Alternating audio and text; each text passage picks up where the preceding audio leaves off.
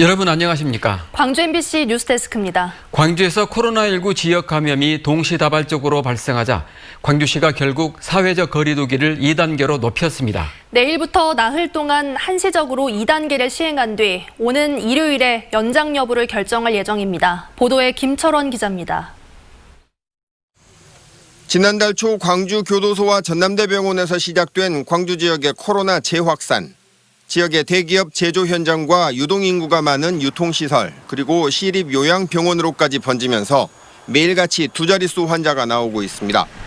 11월 확진자 수는 191명으로 지난 2월 첫 환자가 나온 이래 한 달 확진자 합계로는 가장 많은 누적 환자를 기록했습니다. 결국 광주시가 사회적 거리 두기 2단계 카드를 다시 꺼내들었습니다. 100명 이상의 집합 행사와 유흥시설의 운영, 집단 체육 활동이 전면 금지되고 예식장과 장례식장도 지금보다 출입하는 인원이 더 제한됩니다. 광주시는 수능이 끝나고 학생들이 대거 거리로 나오는 상황이 걱정된다며 2단계 격상 배경을 설명했습니다. 이 시점에서 감염 연결고리를 확실하게 차단하지 않으면 호미로 막을 일을 가래로도 막을 수 없는 상황이 올 수 있습니다. 다만 기존처럼 2주일 동안 유지하는 것이 아니라 이번 주 일요일까지 나흘 동안 우선 2단계를 적용해서 확진자 추이를 지켜본 다음 연장할지 완화할지 여부를 결정하기로 했습니다. 광주에서는 지난 2월 코로나 첫 확진자가 발생한 이래 7월부터 코로나 확진자가 급증하면서 사회적 거리 두기가 2단계로 격상된 채 시행되어 왔습니다. 이후 1단계로 완화됐던 건 8월과 10월 등 두 차례에 불과하고 나머지 기간 동안엔 지속적으로 2단계에 준하는 거리 두기가 유지되어 왔습니다. 광주 지역의 코로나 4차 유행의 꼬리가 잡힐 것인지 긴장의 100시간 멈춤이 시작됐습니다. MBC 뉴스 김철원입니다. 전라남도는 강화된 사회적 거리 두기 1.5단계를 적용해 다중이용시설에서 음식물 섭취를 금지하라고 권고했습니다. 권고 대상은 PC방과 영화관, 목욕탕과 학원 등 9개 업종이고 전라남도는 일선 시군과 합동으로 이행 여부를 집중 점검할 계획입니다. 광주 신세계 백화점과 이마트 광주점에서도 코로나19 확진자가 나왔습니다. 그런데 확진자가 발생한 사실을 성실히 알리지 않거나 추가 감염자가 나온 뒤에야 영업을 중단했습니다. 코로나 유행 초기에 확진자가 방문하기만 해도 영업장을 폐쇄했던 것과는 다른 모습입니다. 우정훈 기자가 취재했습니다. 광주 신세계백화점 2층 자파 매장에 코로나19 확진자 발생으로 영업을 일시 중단한다는 안내가 붙었습니다. 이 매장의 직원인 기아차 확진자 직원 가족이 감염됐기 때문입니다.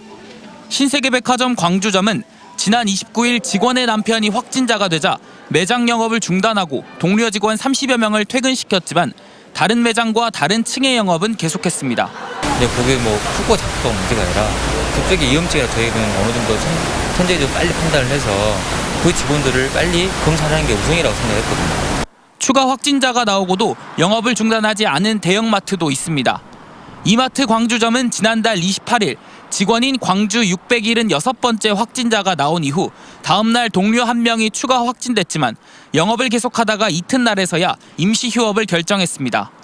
이 지점에선 모두 4명의 직원이 확진됐습니다. 이마트 측은 마스크를 쓰고 있었고 감염 우려가 없어 영업을 계속했다는 입장인데 고객들의 생각은 다릅니다. 전체적으로 방역을 실시를 해야 되지 않을까 싶네요.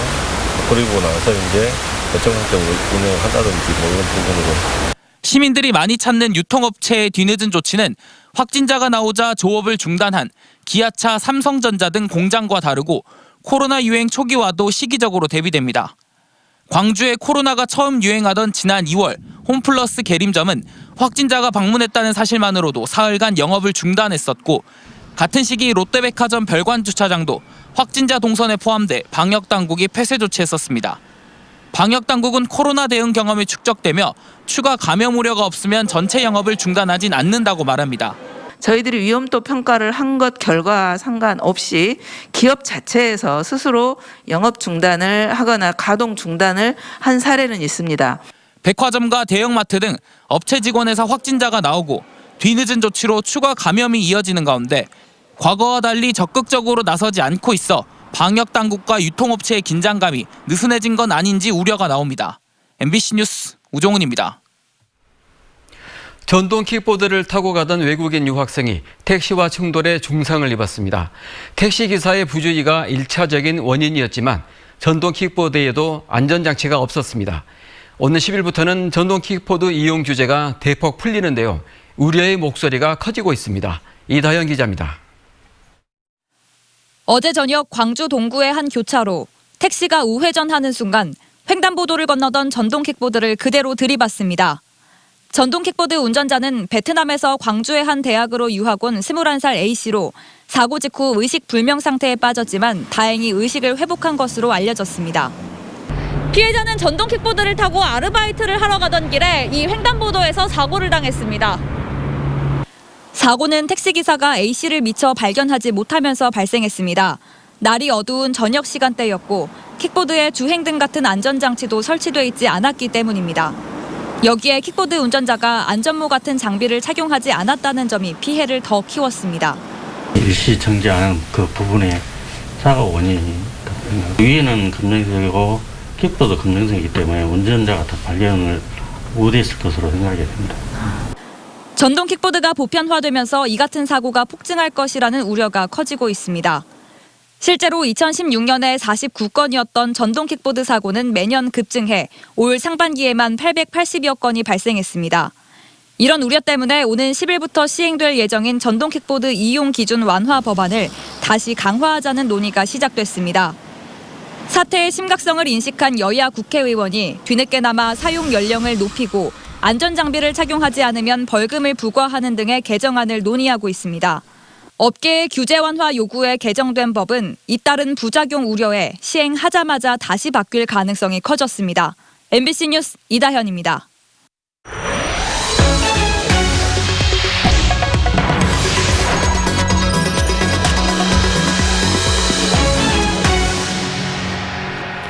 코로나19 속에 치러지는 수능 시험이 하루 앞으로 다가왔습니다. 시험 준비만으로도 벅차지만 올해 수험생들은 마스크를 쓰고 가림판이 세워진 책상에도 적응해야 하는데요. 교육당국은 혹시 모를 비상 상황에 대비하고 있습니다. 보도에 이재원 기자입니다. 수험표를 받기 위해 길게 늘어선 수험생. 하나같이 마스크를 쓴 채 거리를 유지하고 있고 학교에서도 최대한 접촉을 자제하고 있습니다. 후배들의 뜨거운 박수와 응원이 이어졌던 예년의 풍경은 마치 먼 옛날의 얘기 같습니다. 마스크를 벗어야 제자의 얼굴을 확인할 수 있는 선생님은 악수도 하지 못하고 손인사로 대신합니다. 광고야, 광고. 네. 동선 확인해보고 오늘 아는 곳이라도 한번 가봐야 돼. 잘하고. 수험표를 넘겨받은 학생들은 시험장에 찾아와 시험 볼 교실 위치를 꼼꼼히 살핍니다. 코로나 지금 기간이지만 시험 열심히 준비했으니까 잘 보겠습니다. 2주일 전부터 온라인 수업에 들어간 수험생들은 마스크를 쓰며 컨디션 조절에 나섰고 가림판에 대한 적응력을 높이는 데 집중했습니다. 코로나 때문에 독서실 갈 수 없어서 집에서 수능 시간 맞춰서 마스크 끼고 연습했습니다. 가림막 설치가 그걸로 코로나가 이제 막아질까 싶기도 하고 좀 시험 볼 때 가장 불편하지 않을까 싶네요. 코로나 상황에서 치러지는 이번 수능은 발열 체크 시간을 고려해 오전 6시 30분부터 입실이 시작되고 8시 10분까지는 입실을 마쳐야 합니다. 전남 지역의 수험생 확진자 3명은 병원 시험실에서, 광주 2명과 전남 22명의 자가격리 학생들은 별도의 시험장에서 수능을 치릅니다. 또 당일 발열이나 코로나19 증상이 나타날 경우에 대비해 시험장마다 별도의 시험실이 설치됐습니다. 모든 수험생은 다 시험을 볼 수가 있습니다. 조금이라도 좀 이상이 있으면 바로 시험 관계자한테 말씀드려서 조치를 받으시도록 하고요. 이번 수능에 응시하는 학생은 광주와 전남에서 모두 3만여 명.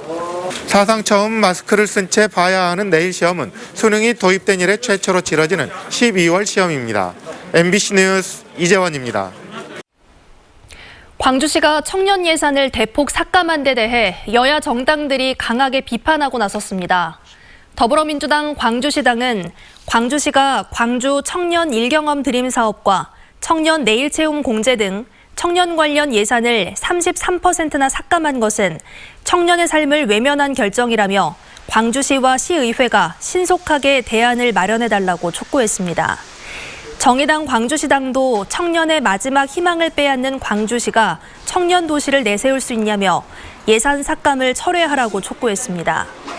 이에 대해 광주시는 국비 지원이 감소해 지역 청년 사업 예산이 조정됐다며 국비 지원이 늘어날 수 있도록 노력하고 여의치 않을 경우 시비를 투입해서라도 청년 정책 추진에는 차질이 없도록 하겠다고 밝혔습니다. 5.18 기념재단이 지만원 씨가 최근 출판한 역사 왜곡 도서에 대해 법적 대응에 착수했습니다. 5.18 기념재단과 민변 광주 전남 지부는 지만원 씨가 올해 6월 북조선 5.18 아리랑 무등산의 진달래 475송이라는 도서를 발행해 5.18 민주화운동이 북한 특수군에 의한 공작이라는 왜곡 주장을 펼치고 있다고 밝혔습니다. 책 속에서 북한군이라고 지목된 9명의 원고는 인격권 침해를 예방하기 위해 도서 출판 및 배포 금지 가처분을 오늘 신청했고 민사소송도 진행할 예정입니다. 또 5.18 민주화운동 참여자 5명도 명예훼손 혐의로 지만원 씨를 형사 고소할 예정입니다. 5.18 민주화운동 유공자 예우에 관한 법안이 국회 정무위원회에 상정돼 여야 합의로 첫 관문을 넘었습니다. 더불어민주당 이용빈 의원에 따르면 국회 정무위원회 법안심사 제1소위원회가 5.18 민주유공자 예우에 관한 법률안 개정안을 심의 의결했습니다. 개정안은 5.18 민주화운동 부상자회와 5.18 민주유공자 유족회, 5.18 민주화운동 공로자회를 공법단체로 설립해 유공자들이 안정적인 생활을 할 수 있도록 하는 내용을 담고 있습니다. 5.18 유공자 예우법 개정안은 정무위 전체 회의를 거쳐 오는 9일 본회의에서 처리될 것으로 전망됩니다. 공공기관의 추가 지방 이전을 촉구하기 위해 광주 전남 시도민운동본부가 공식 출범을 앞두고 시동을 걸었습니다. 공공기관 추가 이전 광주 전남 운동본부는 본격적인 활동을 위한 준비 회의를 열고 광주시와 시의회, 전라남도와 도의회가 뜻을 모아 한 목소리를 내기로 했습니다. 공공기관 이전 운동본부는 오는 8일 출범식을 개최한 뒤 공공기관 이전 방안과 광주 전남 상생 방안 등을 속도감 있게 논의해 나갈 계획입니다.